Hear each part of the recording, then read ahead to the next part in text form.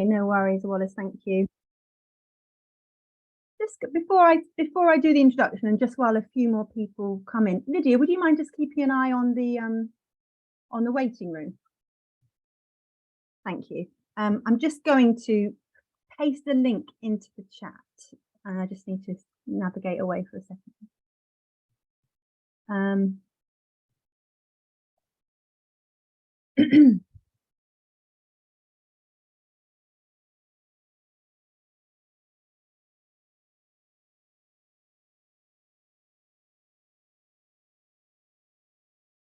Oh, Jessica Snail is in the west coast of Canada. That's lovely. Thank you for coming. And I think Isaac's here again from Australia.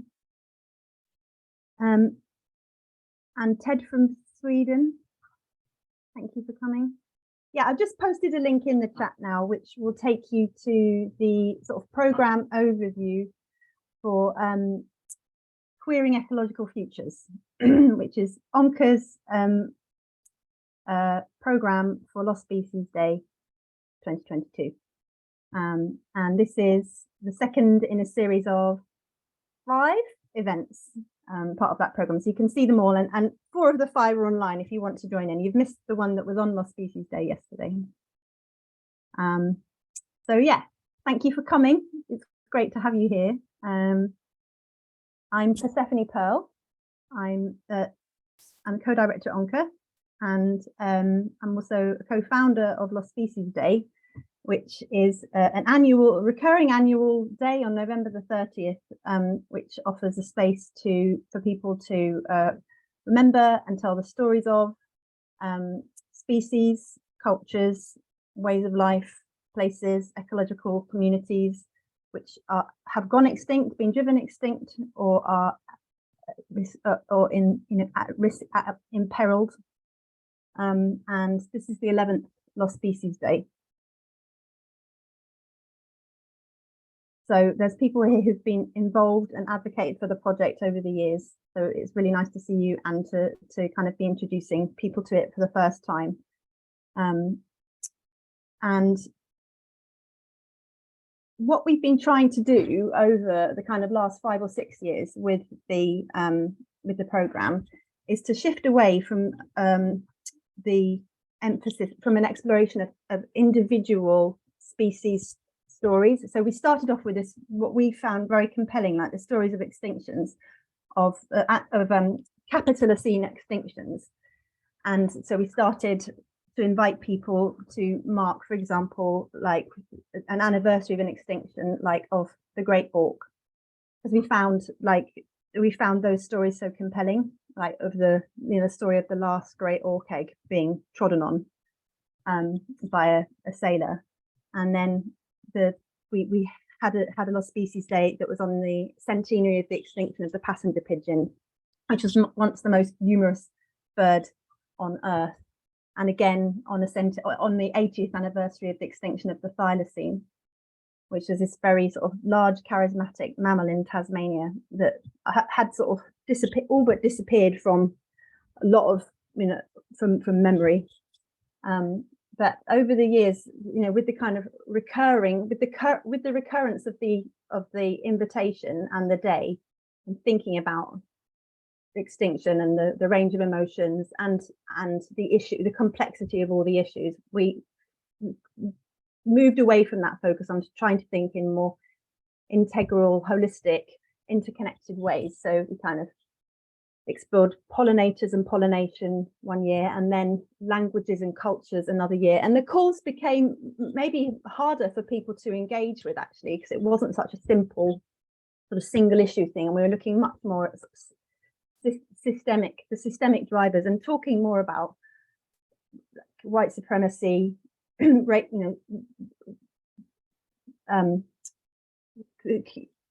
colonialism, patriarchy, all the phobias and the kind of structural drivers of harm that affect people and marginalized people in similar ways. So kind of drawing out the linkages between atrocities against humans and atrocities against species and places. And it felt really important. It's felt more and more important over the years to be thinking about queering ecological frames. And Lydia and I, who run the program at Onco, applied a lot. We really tried to do a big program on queering ecological futures this year, but we weren't able to fundraise for an exhibition in the gallery. So this is our Queering Ecological Futures program. We've linked it together with Lost Species Day, which feels really like an interesting opportunity to think about queer ecologies and extinctions and endangerment together. So yeah, it's a series of talks and workshops that celebrate imaginings of multiple possible futures beyond mainstream notions and investigate what it means to queer death and extinction. And thank you to those of you who made a donation when you signed up. Those donations are going to Onca, which is a small arts and environment charity in Brighton. It's our 10th birthday this year, and your donations matter a lot. Thank you so much. And our work is creatively challenging the driving forces of climate breakdown and biodiversity loss. So yeah, with that said, I'm really excited to welcome you and Dr. Nicole Seymour for Extinction, Endangerment and Dark Humour this evening. This is a book that I read a few years ago. I just pulled it off my shelf. It's thoroughly, what's the word? It's full of marginalia, Nicole, and lots of like exclamation marks and like heavy pencil. So it's nice. But I haven't read it for a couple of years, so I'm really looking forward to I'm feeling very thrilled to have you here. I'm basically saying I'm a big fangirl. And your work's really been influential in the community at Onca and in the way that we've been kind of programming and thinking about our work. So Nicole researches the roles that queer styles and affects play in environmental movements. She's the author of several books. Bad Environmentalism, Irony and Irreverence in the Ecological Age, which was supported by a Carson Fellowship from the Rachel Carson Centre in Munich. And then an earlier book in 2013 called Strange Natures, Futurity, Empathy and the Queer Ecological Imagination. And then which received the 2015 Book Award for Eco-Criticism from the Association for the Study of Literature and Environment. And she's this year published another shorter book called Glitter, which explores the way in which glitter reflects the entanglements of consumerism, emotion, environmentalism, and gender and sexual identity. Dr. Seymour is Associate Professor of English at California State University, Fullerton. She serves there as the Graduate Advisor for the Environmental Studies Programme. She's also a curator for NX Terra, which is an open access repository of climate pedagogy materials developed by faculty across the California State University systems. Dr. Seymour is currently working on topics including feminist plastic art, vegan satire, and contemporary Indigenous poetry. And she'll talk this evening for like 35 or 40 minutes, and we'll have time to talk and ask questions at the end. So I'm really happy to and I'm glad to welcome you here this evening. I'll hand over to you now. Okay, thank you so much. I'm just going to apologize in advance. I am recovering from an upper respiratory virus. So if I start hacking during the talk, sorry about that. So thank you, Persephone and Onca, for inviting me. Again, thanks everyone for coming. I want to acknowledge first that I am currently on Tongva land, aka Long Beach, California. My talk today is titled Extinction, Endangerment, and Dark Humor, and I'm going to give you a little roadmap for it. I'll start out by making a case for, there it is. All right, here we go. Making a case for the general importance of humor, and more specifically, dark humor around environmental issues, including but not limited to species endangerment and extinction. I'll then offer two examples of such humor, one being a television program and one being a short play that deal with those issues. And then I'll conclude by looking at a particular cultural object that I think, rather than exemplifying dark humor, calls out for a dark humor approach. Okay, so general importance of humor. I'm sure everyone here agrees laughing is great, but just in case you weren't convinced, as eco-cinema scholar Salma Monani reports, drawing on research from the Mayo Clinic, burgeoning behavioral and neuroscience research confirms that humor and laughter have multiple short-term and long-term physiological benefits, from enhancing our intake of oxygen-rich air to stimulating circulation and aiding muscle relaxation to releasing neuropeptides that help fight stress and potentially more serious illnesses. For example, researchers at the University of Norway's Department of Neuroscience conducted longitudinal studies on senior and sick populations in the 2000s to conclude that sense of humor is positively associated with survival from cardiovascular disease and infections in women, and with infection-related mortality in men. The findings indicate that sense of humor is a health-protecting cognitive coping resource. Monani goes on to point out that just as laughter can affect individual health positively, so can it positively impact the body politic. For instance, she demonstrates how indigenous practices of comic relief, often dark humor specifically, demonstrate the cathartic power of laughter to subvert racism and help people heal from environmental harm. Such eco-social redress of mind, body, and land, she argues, is at the heart of an indigenous theory of humor.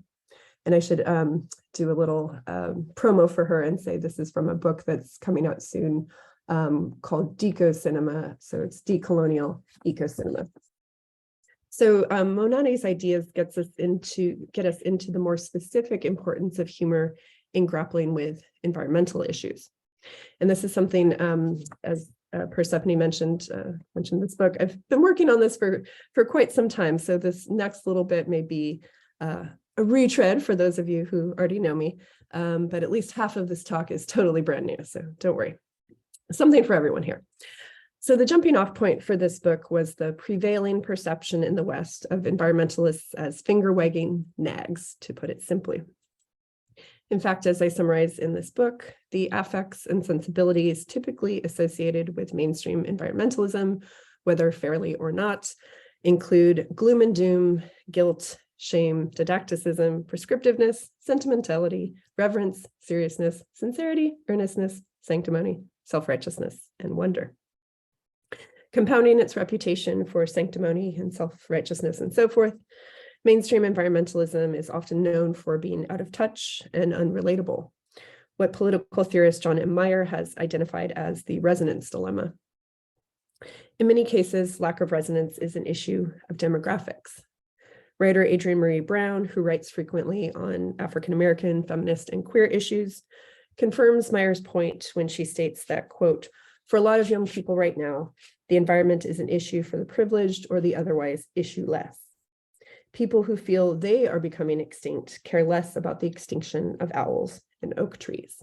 And there, I think she's just going for some alliteration with the owls and oak trees.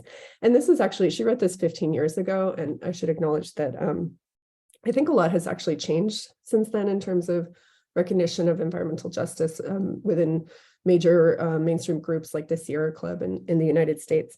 But nonetheless, mainstream environmentalism's inability to speak to underrepresented groups and the lack of diversity among its ranks has been longstanding and well documented.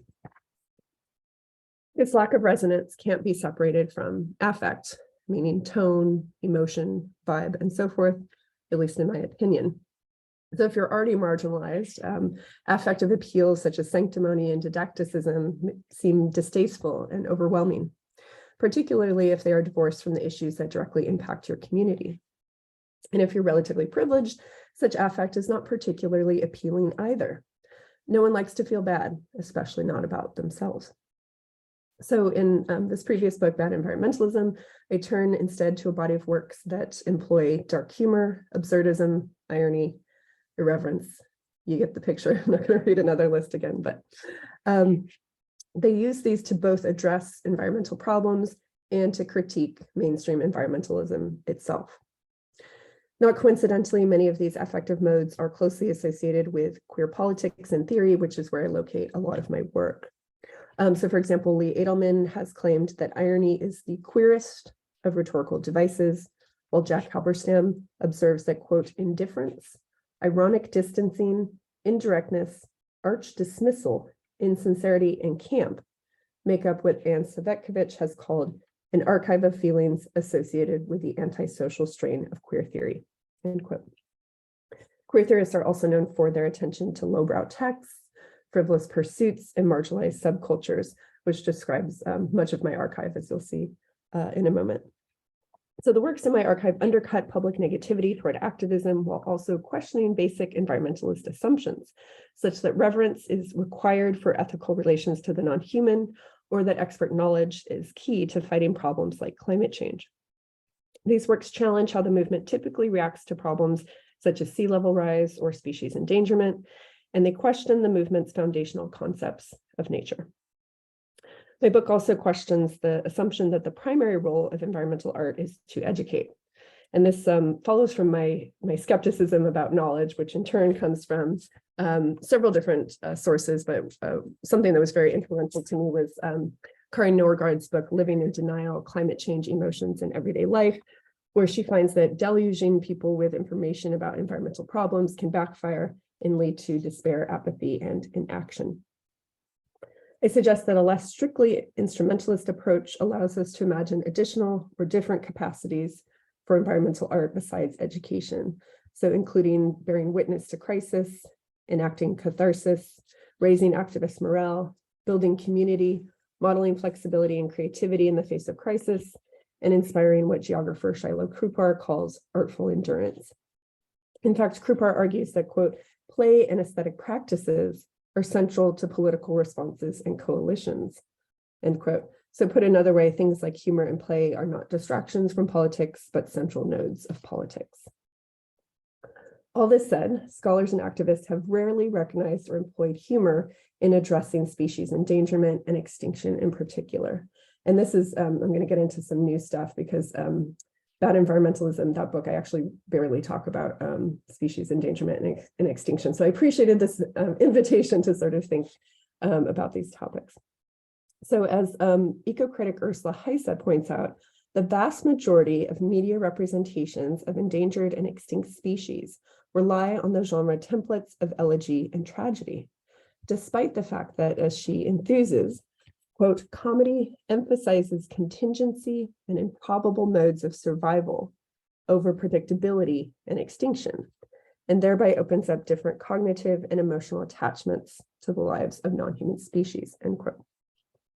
So to be clear, Heise recognizes the importance of modes such as elegy and tragedy, and I do as well, but she observes that they tend to leave out species that cannot easily be associated with particular cultural histories, and that their nostalgic and pessimistic tone puts off many potential supporters. So again, there's this kind of concern about, doomsday fatigue, right?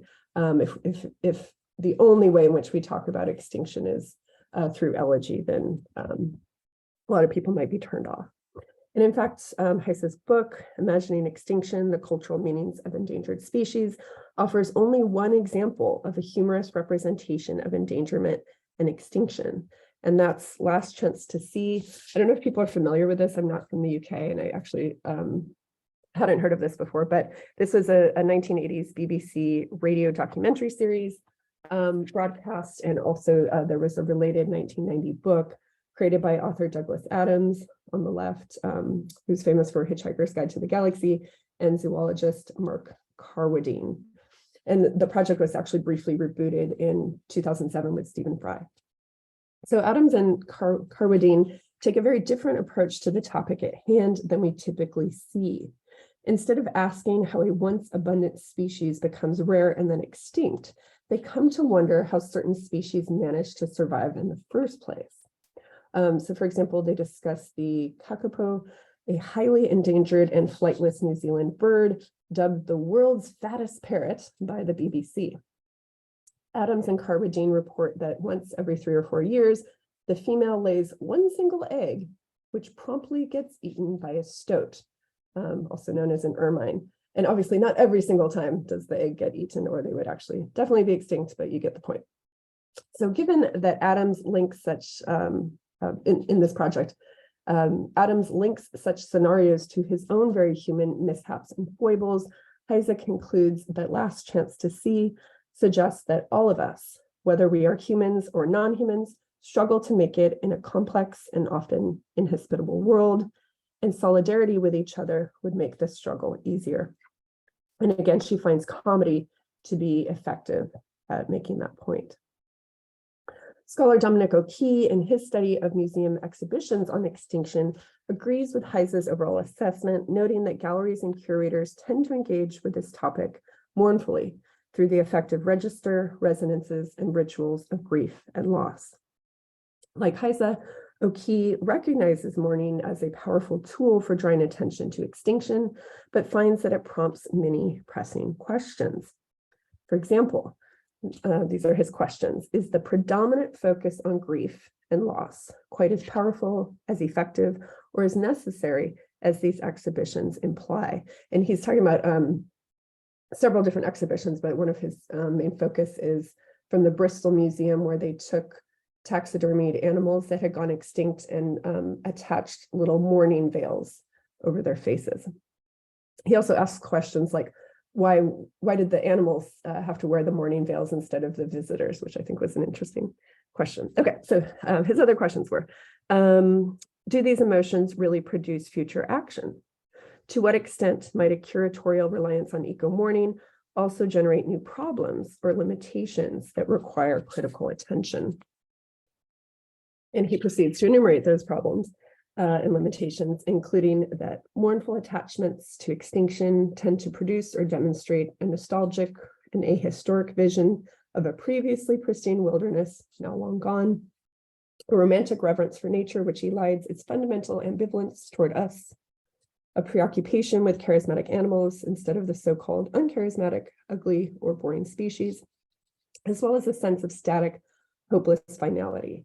So he says that a lot of these exhibits kind of suggest, these species are dead and gone, and then you get this feeling of, well, there's nothing we can do. As an alternative to these kinds of predominantly mournful exhibits, he points to works like Extinction Rebellion's museum die-in practices as promising templates, the well-enumerated issues with that collective notwithstanding.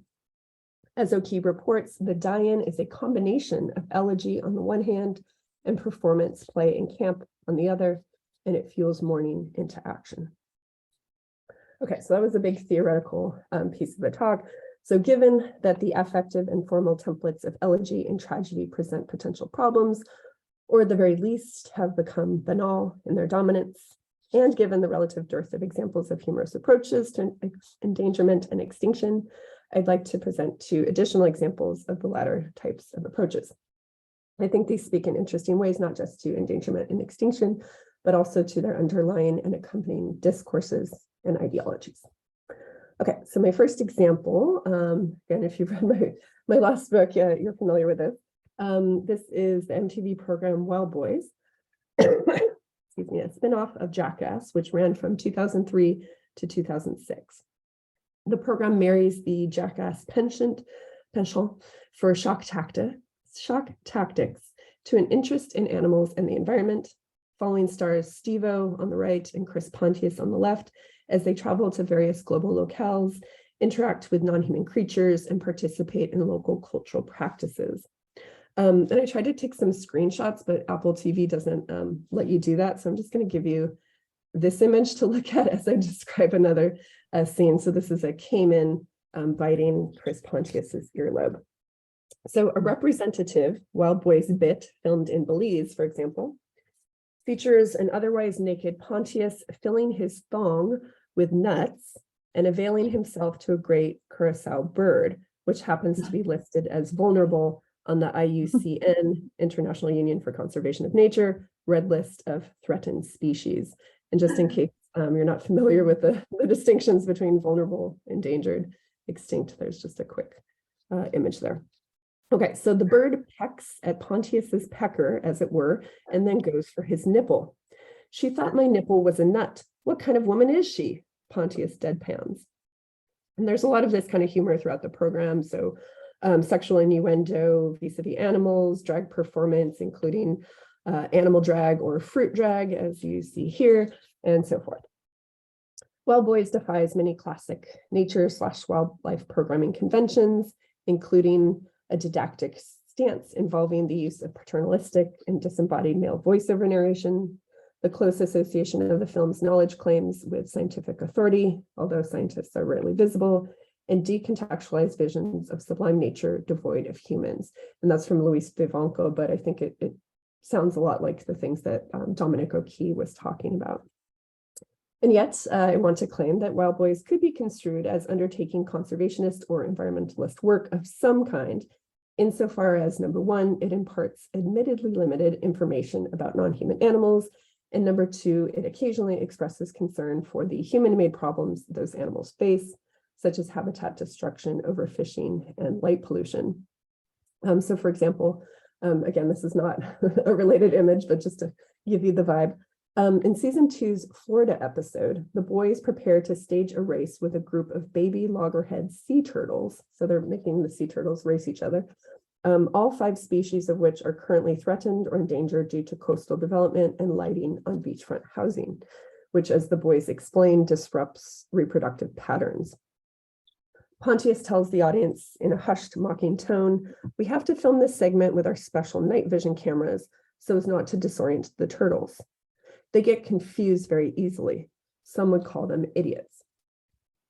Admittedly, such humor is probably more gray than black, but it certainly meets the broader definition of taking a humorous approach to serious or taboo topics.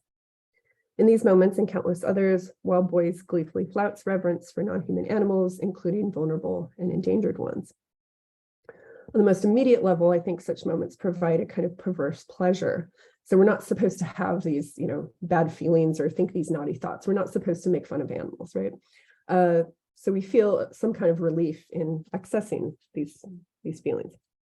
On a perhaps deeper level, I think that in watching Wild Boys, we're able to reflect on the presence and impact of humans and on our tendency to ideologically elevate animals as nobler, more graceful, thus fetishizing them and separating them from humans.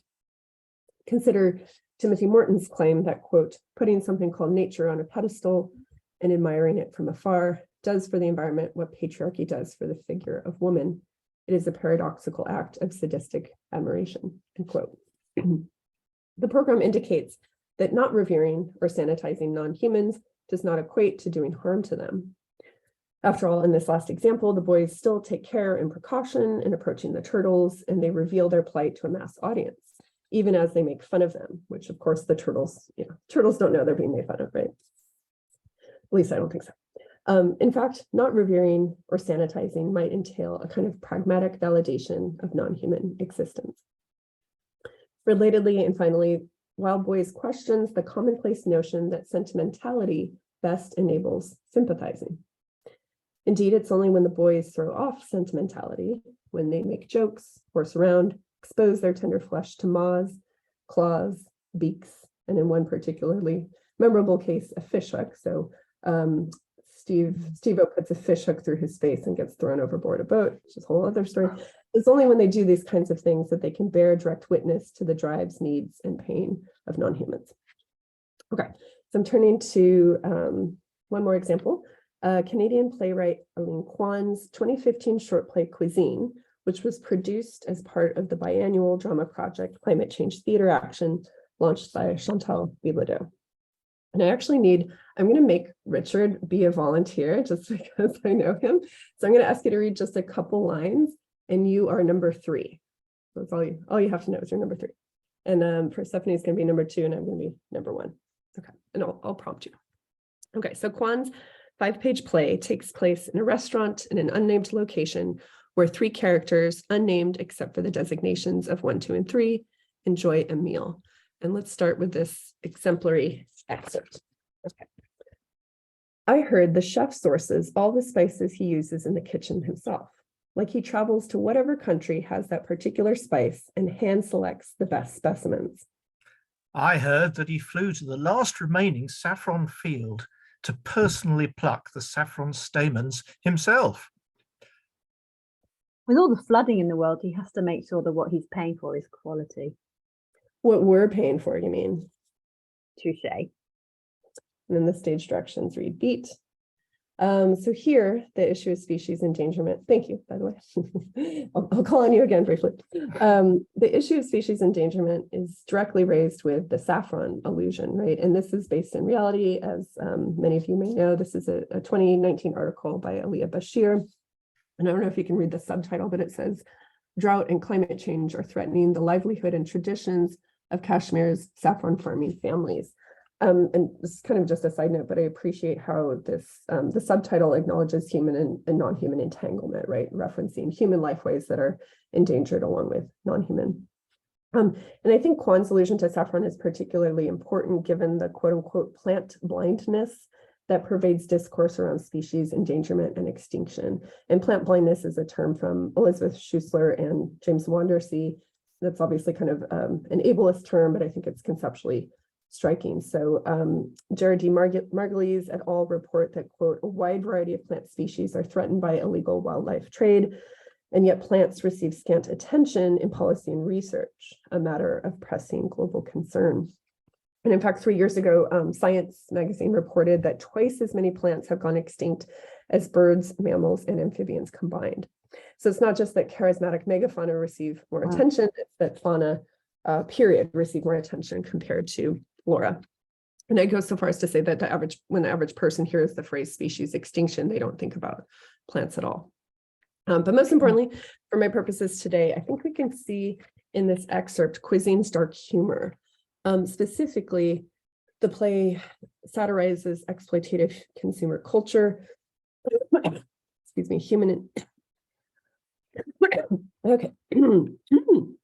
entitlement, and what Dorcetta Taylor has called environmental privilege.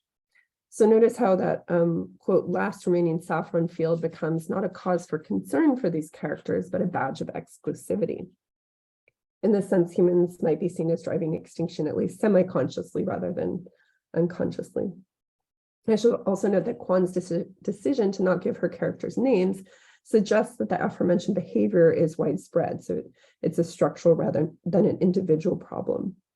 And one of my students, I taught this play last week, one of my students also pointed out that this, anonymizing choice speaks to a lack of accountability as well. Later in the play, there's a bit of a twist within the compact plot, at least for the reader of the present day. And I'm just going to summarize this. So Persephone and Richard are off the hook for a moment. So the characters rhapsodize about their meal before Quan reveals what it consists of. So they're talking about the texture. Oh, it's amazing. And then here near the end, 3 says, "Yes, I never thought jellyfish could be so delightful." So it's revealed that what they're eating is jellyfish. Here we have more of the inane, superficial dialogue that we saw before, though Quan adds the touch of having the characters finish each other's sentences. So they're kind of, overlapping with dialogue here, which thereby indicates a kind of groupthink. She also alludes to the real-life fact that we will most likely eat more jellyfish in the future due to climate change as well as overfishing. And apparently jellyfish love warm water. So good for them. Okay. The play thereby reminds us that the flip side of endangerment or extinction for some is population growth for others.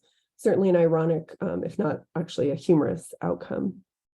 And in fact, perhaps representing the latter, population growth is just as important as representing the former because of how they can be connected. At first, it seems as if the characters in Cuisine are adapting to this change, right? The idea of eating more jellyfish and not having fish anymore, coming to embrace their new menu, but then the truth is revealed. And let's just read this out loud again. So Persephone is first. I don't know what's come over me, but suddenly I miss fish. I miss halibut. Black cod. Black cod. Black cod. So smooth. Like butter. Ah. Okay, great sign. So something I haven't mentioned yet, but which I think you can see here, is that a lot of the humor of Cuisine comes not from its content per se, but from its rhythms. The rhythms are sometimes achieved through syntax, so these short little units of dialogue, but also through the pauses or beats that Quan inserts. And this follows the old truism that humor is a matter of timing as much as anything else. And not for nothing, endangerment and extinction are matters of timing as well. Finally, after the missing fish confession comes one more conspiratorial confession. And I'm just going to summarize this. So one reports that hearing that for people willing to pay, the chef will do a private dinner where he'll serve fish from the Arctic, thanks to some pristine bay or something that he discovered. When two worries that any remaining fish must, of course, be endangered, one responds that if one area with fish exists, surely there will be another somewhere in the world, right? And three reasons that maybe paying for the fish will actually help them. It'll be money to breed them or something. We'd be contributing, one concludes. So the play ends shortly thereafter when one of the three slides off their stool and faints due to the hot temperature in the restaurant, which is an obvious reference to climate change, but also a move that connects the ostensibly human protagonists to non-humans suffering from changed climatological conditions. These characters have learned nothing and nothing is resolved, which is a dark but realistic and funny take. And in fact, I think what I like most about this play is that it critiques hope, or at least the kind of naive or self-deluded hope that prevents behavioral adaptation. So as we hear one rationalize, if one area with fish exists, surely there will be another somewhere in the world, right?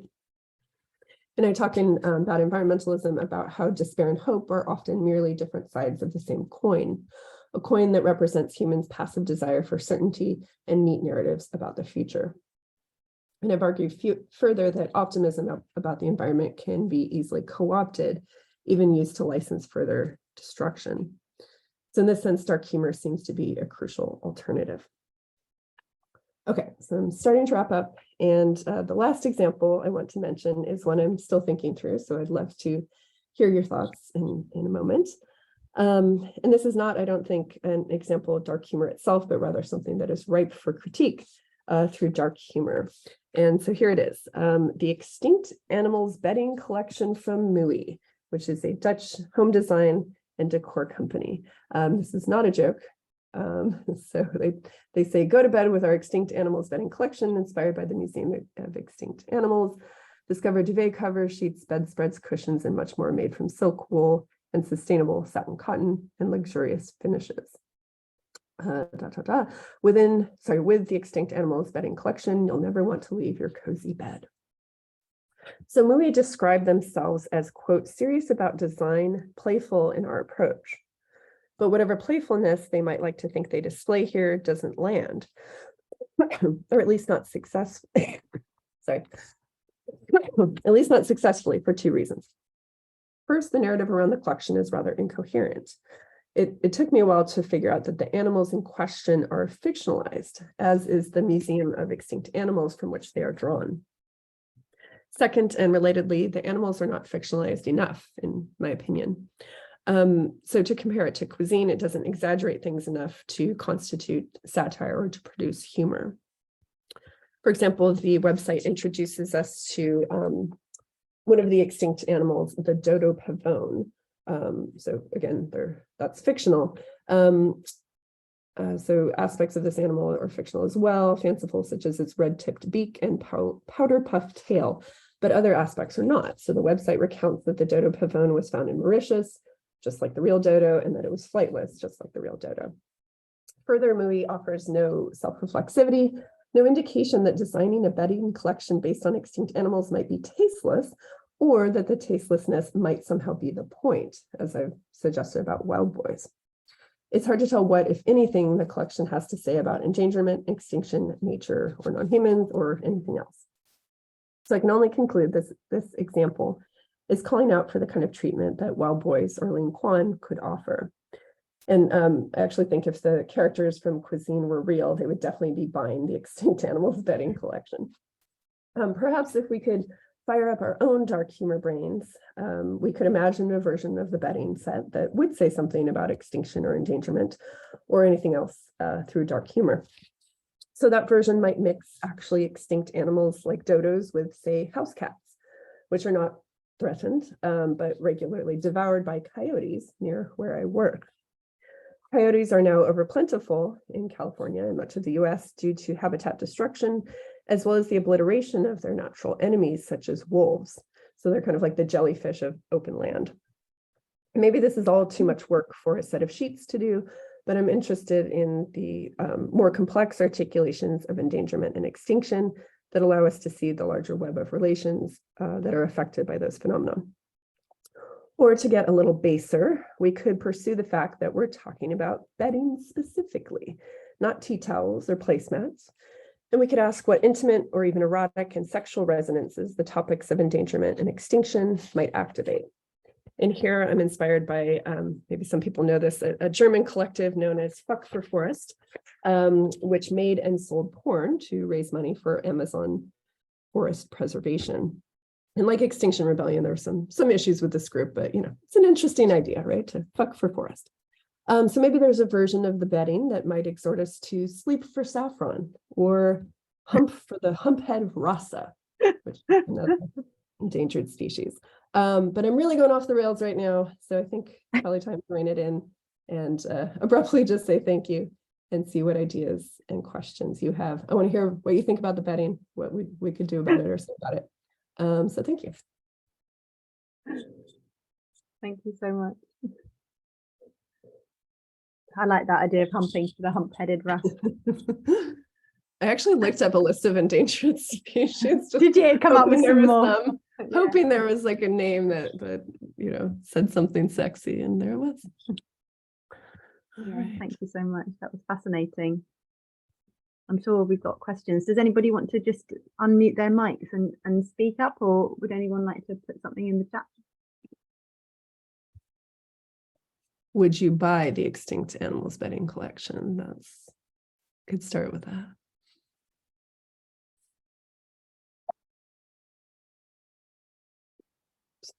All right, I'm stopping my slides here. Oh, Elyne says, Elyne's in the Netherlands. Yeah, no, I really thought this was a joke, and then when I realized it wasn't a joke, I thought I had something more to say. But yeah, I had never heard of Moooi before. Someone actually tweeted this. I think that's where I first heard is someone tweeted, "We're doomed," and then it just had an image of this bedding collection, so I had to look into it further. It reminds me of a talk I went to at the Catalyst Club quite a few years ago now, and there was a woman who was, she was a fashion designer, and she made clothes, accessories and clothes from roadkill. And yeah, so it wasn't comedy so much, but there was still this kind of very jarring kind of quality about it for me. And maybe I was, everyone else in the room seemed to think it was brilliant. And I just thought, how can you be making money out of this, this epidemic of, from this Carmageddon, really, that we're inflicting on the natural world. So what I said was, okay, the animals died, but what are you giving back? Are you donating any of your profits to, conservation? And the whole room turned on me. Like there was all these gasps and like, oh, well, who's let, so I was really being the prig, or the environmentalist prig. Right. But still, I felt I just felt I had to say something. I don't know what other people feel. Was I being, did I lack humor there? I found it quite shocking, really, that it hadn't crossed anyone's mind that might be a good thing to do. If you were going to, say, well, the animals died already, let's use all of it. Those are all sorts of arguments people put forward. But anyway, I like your point that sort of, yeah, on the one hand you could say, well, they're already dead anyway, we should do something with it. But I like your point that sort of just the very idea itself represents a kind of acquiescence to the idea that this will just keep happening, right, rather than sort of critiquing it. Yeah, I almost wonder if it would be more meaningful to do something with, like, I don't know, like a car grill, like that's splattered with blood or something. Yeah. But yeah, and going back to the donating thing, that was my other thought when I was looking into this bedding collection. I thought, oh, well, surely it's like 10% of proceeds will go to something, but it's just completely no. Is this primarily the comedy of embarrassment, in which the audience is immediately made to feel embarrassed about their own laughter? that somehow it's that kind of squirming comedy which has something in common, I suppose, with the reality TV sort of comedy. Yeah, so although it sounds like the artist in question wasn't trying to make people sort of think about that, but yeah, no, that's interesting.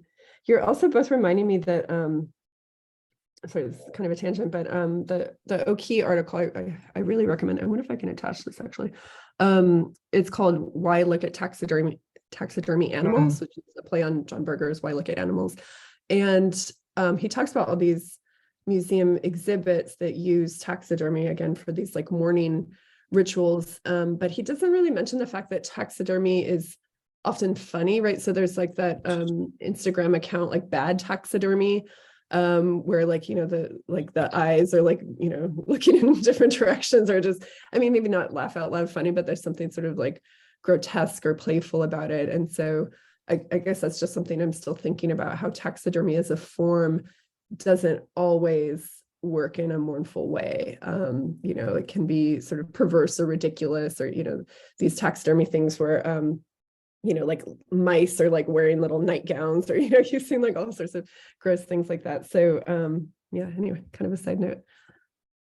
There's two things. Oh, Lydia put, this is another Moooi product, the life-size horse lampshade. Thank you for telling me more about this. I've never heard of this company before. And then Lydia's also asking, I'm interested in the term you mentioned earlier, artful endurance. Can you say more, any examples? Yeah, so that comes again from Shiloh Krupar. And I can think of a couple examples. One is more grim than the other. I guess the first example, Una Chowdhury, the theater and animal studies scholar, has her new work is on these endurance performances where people, for example, like stand in the water for 24 hours, like through the tides and things like that. So it's about like stamina, and she kind of reads these performances as I don't know, symbolic practice for the idea of like climate change, right? How are we going to get through this? How are we going to increase our capacities for not just suffering, but, you know, patience, for example. And so, yeah, I think that would be, I can't think of the names of any of the artists, but if you look her up, she may have already published this. I saw her present on it 2 years ago. Yeah, so actually performing endurance as a way to think through what capacities we need to build for the future. And then maybe just more playful, there's an artist named Kim Anno who talks about cultural preservation and queer practices and things like, she talks about like the gay bars going extinct. There's been a lot of talk about that, right? For, you know, during the pandemic, like the last lesbian bar in America closed and that sort of thing. And she talks about the idea of seemingly frivolous queer practices like drag or whatever are ways of sort of saying we need to preserve like our cultural heritage as well. This kind of goes back to what Persephone was saying in your introduction, that it's not about, you know, preserving individual species, it's about preserving lifeways and culture and how those things all kind of intersect. And so also just a little plug for my new book on glitter, I talk about you know, things like protests where queer activists throw glitter. There was this protest in Edinburgh against fascism. I think it was called like Fairies Against Fascism or something. People threw glitter, and, you know, again, that seems like a very frivolous action, but sort of reminding people about you know, unique aspects of queer culture, and also the ways in which maybe this also goes back to Dominic O'Keefe's point about these practices that can be both playful and elegiac, or both serious and playful at the same time. So yeah, maybe those are some examples to think about. And then Elyne is asking about the website. It does make me think about the point you made about humor and timing. You realize just a little too late that they're not really talking about dodos and thylacines, but semi-fictional extinct animals. Also, they're too close to the real thing. It feels as uncomfortable as the live action Lion King movie. Yeah, there's sort of an uncanniness. And like I said, I'm not, my expertise is not in you know, extinction and not really even that much of an animal studies person. So yeah, it took me a long time. I had to look up, oh, I assumed the dodo pavone was like a subspecies of dodo. And like, it took me way longer than it should have to realize that it was fake. But yeah, that's one of those things that, yeah, you shouldn't have to work that hard to figure out if something's trying to be funny or not, right? At that point, even if it was trying to be funny at that point, it definitely would have failed. Excuse me.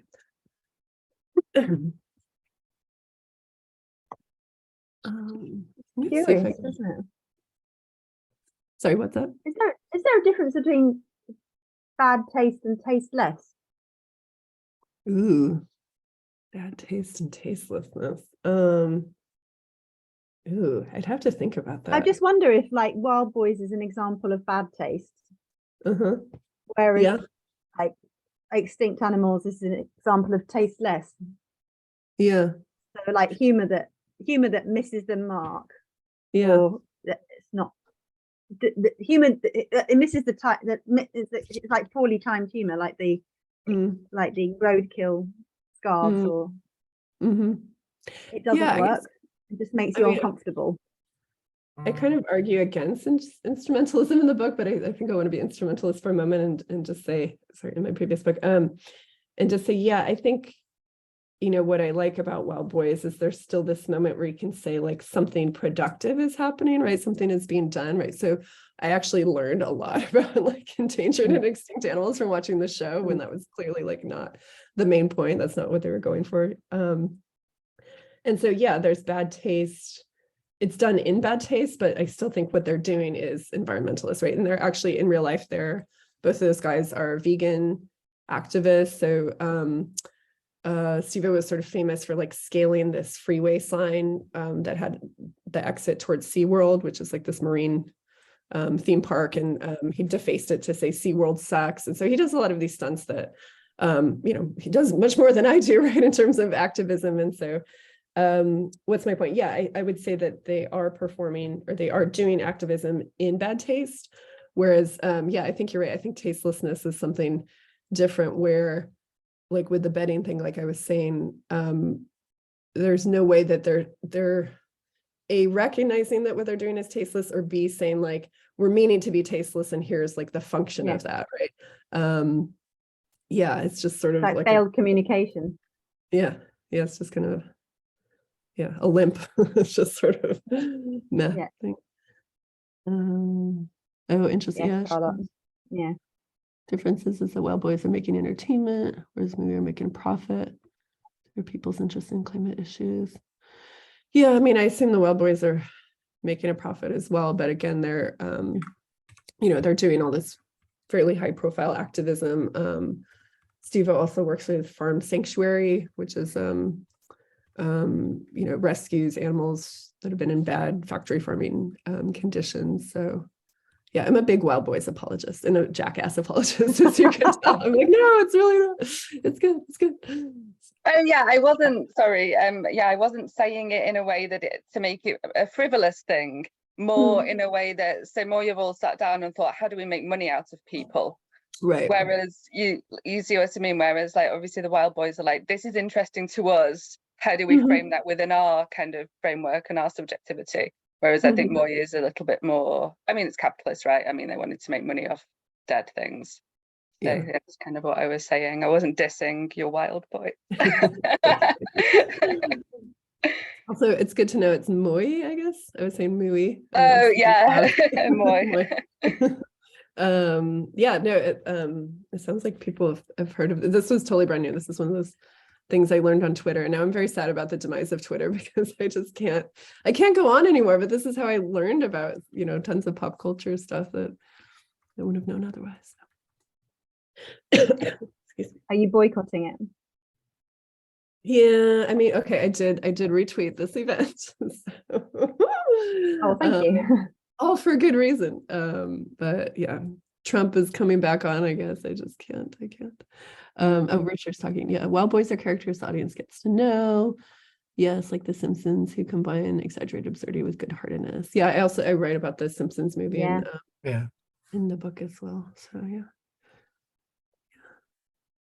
I feel quite out of touch with, Indigenous culture on Turtle Island, but I wonder if, First Nations or Native American artists are doing, very humorous work. I'm reading work by short stories by the Inuit writer Norma Dunning, and they're, incredibly powerful stories, about people living under incredible duress and a lot of violence and intergenerational violence, but they pack this humor, this punch of humor sometimes.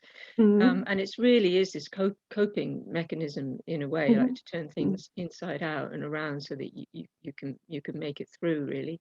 So yeah, I don't know if that's if you've got any recommendations there, or Yeah, I do have a chapter in my book on Indigenous eco-humor as well, but I'd recommend, most recently, something I don't talk about in the book is Reservation Dogs. It's a TV show that I think it's on Netflix. Yeah, it's on Netflix. That just had its second season. It's young kids in Oklahoma, and it's it has like some famous comedians like Bobby Lee is on it. But yeah, it's sort of like this dark, sardonic humor. Ted is suggesting Kim Tallbear, her work on TP Confessions. Who else? Tommy Pico is an Indigenous poet that I work on, who's queer and just very very irreverent, and he has a book called Nature Poem where he says, I would slap a tree across the face. And then you get through the book and you realize that he's actually upset about sort of like the ecological Indian stereotype. And he says, I don't actually hate nature. I hate this narrative that's been placed upon me. Who else? Wendy Red Star is a visual artist who I've worked on before. I should write these names down. Yeah, it would be good. I'm trying to keep up with.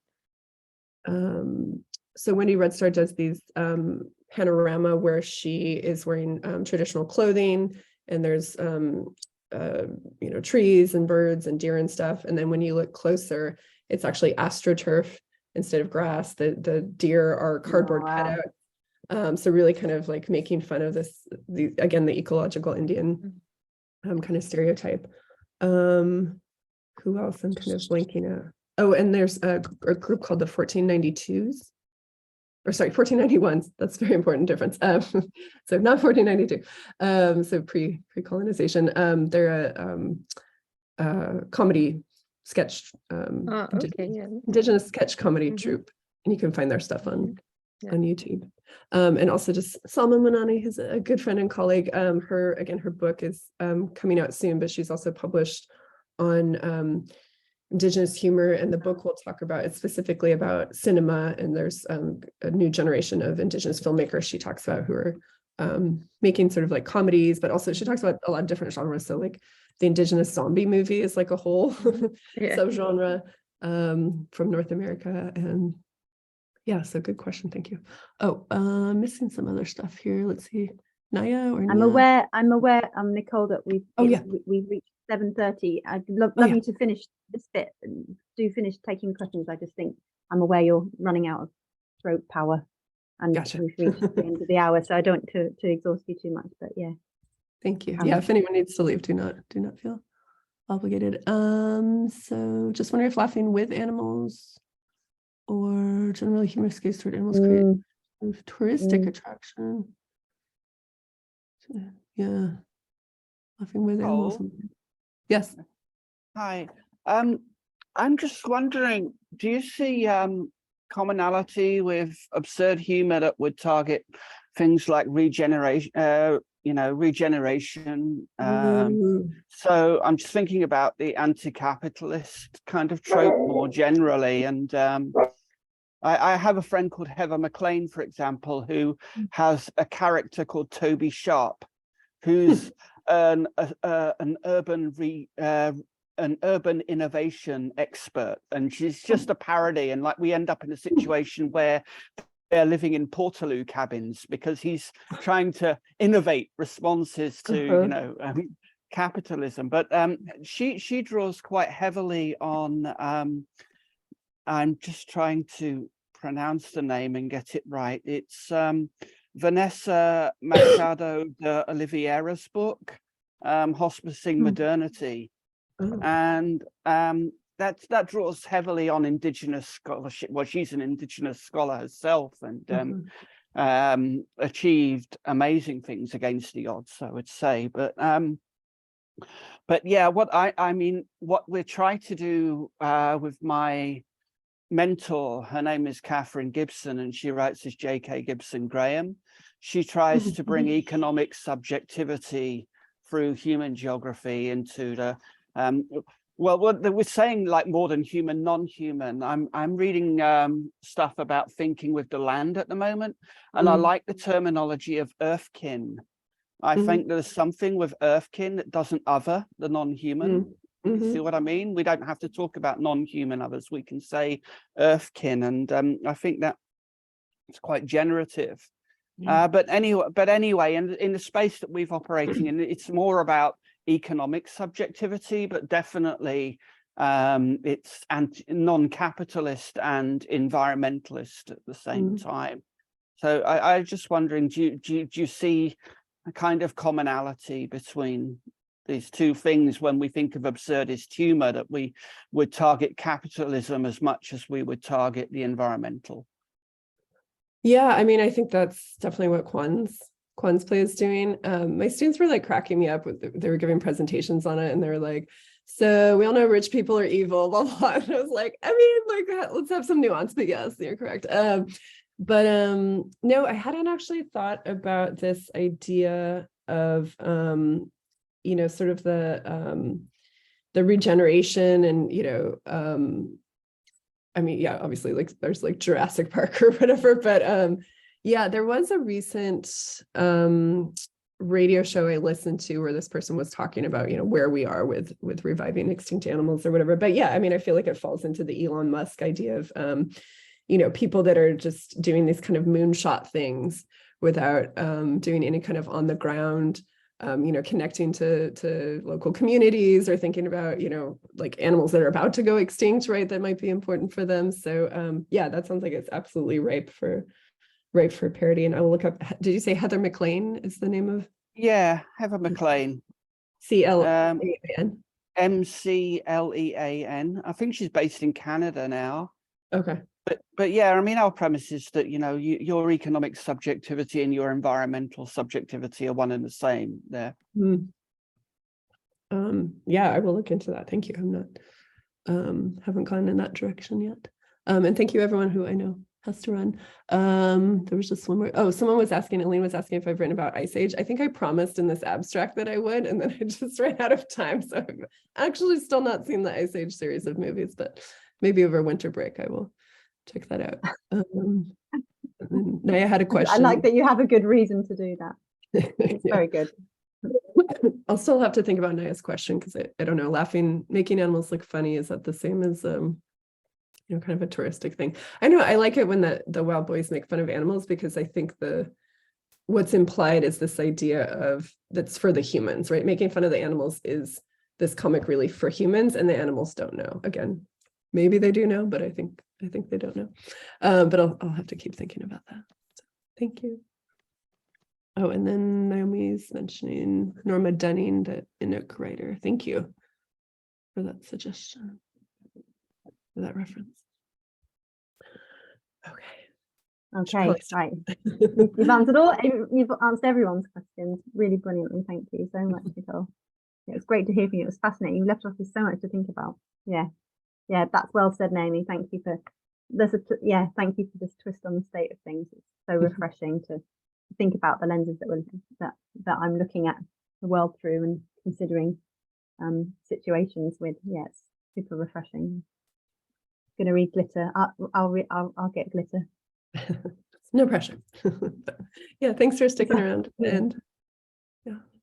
All right. Have a great evening. Thanks.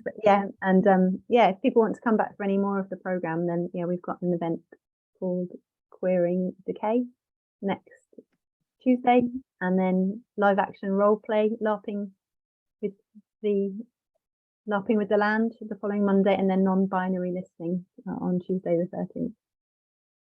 Thank you all. Thanks, Nicole. I hope you get well really soon. Thank you. Bye.